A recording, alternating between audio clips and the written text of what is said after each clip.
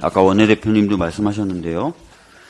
손준성 검사에게 징역 1년이 선고됐습니다. 윤석열 대통령은 지난 대선 당시에 손준성 검사가 보낸 고발장이 출처가 불분명한 괴문서다라고 주장을 했고요. 손준성 검사 등에 대한 제보는 정치 공작이다, 이렇게 선언을 했습니다. 근데 결과적으로 검찰이 선거에 개입했다라고 법원은 판단한 것입니다. 손준성 검사를 비롯한 수사정보정책관실 검사들이 관련된 내용을 생성하고 보냈다라는 것이 맞다라고 법원이 판단했다는 것이죠. 여기서 질문을 하나 좀 던지고 싶습니다. 손준성 검사는 왜 고발장을 작성하고 전달했을까요? 손준성 검사에게 어떤 이익이 있습니까? 손준성 검사에게 범죄 동기가 있습니까? 아니죠. 손준성 검사에게 특별한 이익이 생기거나 손준성 검사에게 범죄 동기가 없습니다. 이 이야기는 무슨 얘기냐면 누군가의 지시를 받고 했다는 거죠. 누가 지시했을까요? 기자분들 다 답 아시죠? 수사정보정책관실은 검찰총장 말만 듣습니다. 제가 국감에서도 확인했죠. 검찰총장 말만 듣는 조직입니다. 그리고 수사정보정책관실에 속해 있는 검사, 그리고 이 행위를 직접 한 손준성에겐 아무런 범죄를 통해서 얻을 수 있는 이익이 없습니다. 다시 한번 질문을 던져보겠습니다. 기자분들에게. 누가 지시했을까요? 그 고발장에 보면 고발 대상이 누군가에게 피해를 입히고 있다고 적시가 되어 있어요. 그래서 그 사람들이 피해를 보고 있다라고 하면서 고발장에 작성되어 있어요. 고발장에 피해를 입는다고 적시됐던 사람들, 그 사람들의 이익을 위해서 고발장이 작성되고 전달됐겠죠. 기자분들이 내용을 한번 확인하시고 기사 작성에 참고해 주셨으면 좋겠습니다. 검찰이 사유화됐던 겁니다. 그리고 검찰이 정치에 개입했던 거고 선거에 개입했던 겁니다. 굉장한 국기문란 사건입니다. 그 당시 이 상황에 대해서 책임을 져야 됐던 사람들 꼭 단죄돼야 된다고 다시 한번 말씀드리겠습니다. 하나만 더 짧게 말씀드리겠습니다. 해병대원 사망사건 오늘로 199일째 되고 있습니다. 진상이 규명되고 있지 않습니다. 그런데 최근에 여러 가지 보도가 나오고 있는데요. 그중에는 경북경찰청에 이첩됐던 최초의 사건 기록이 군검찰로 다시 회수되는 과정에서 대통령실이 조율했다라는 그런 내용의 보도도 있습니다. 대통령실, 국방부 등의 외압 정황이 점점 뚜렷해지고 있는 겁니다. 실체가 명확하게 밝혀져야 됩니다. 국정조사 필요합니다. 상황이 이렇게까지 치닫고 있는데 국정조사 하나 못하고 있는 국회, 제대로 된 역할을 못하고 있다고 봅니다. 김진표 의장님 결단해 주십시오.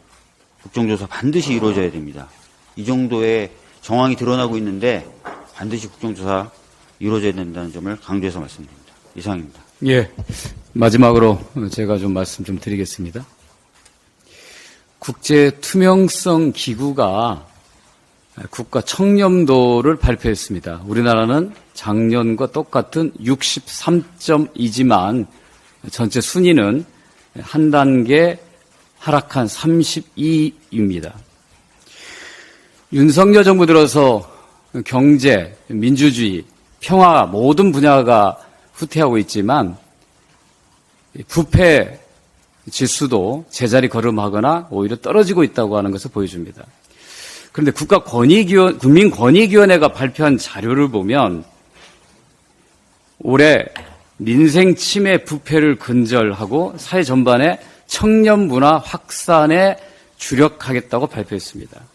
이 국제 청렴도 조사는 공공, 정치 부문에 존재하는 부패 수준을 평가하는 겁니다.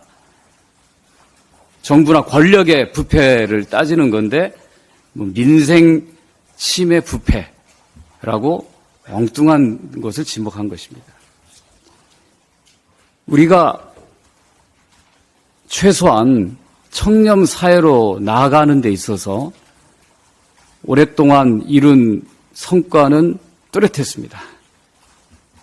그런데 권익위는 63점이라고 하는 낮은 점수를 받고서도 법과 원칙에 따른 반부패 정책 추진 노력 및 성과가 긍정적 영향을 미쳤다고 발표했습니다. 1, 2위를 다투는 덴마크는 90점, 핀란드는 87점입니다. 최소한 일본의 73점은 따라잡아야 되는데 63점을 받고 잘했다고 얘기하고 있습니다. 부끄러운 일입니다. 홍콩의 정치경제위험자문공사는 한국의 부패지수를 55점에서 48점으로 7점 낮게 평가했습니다. 세계경제포럼 WEF도 57점에서 56점으로 깎았습니다. 검찰총장 출신의 대통령과 법무부 장관 출신의 여당 대통령이 있는데 왜 한국의 부패는 재걸음 또는 후퇴하는 것입니까? 권력자 스스로 청렴하지 못하기 때문입니다.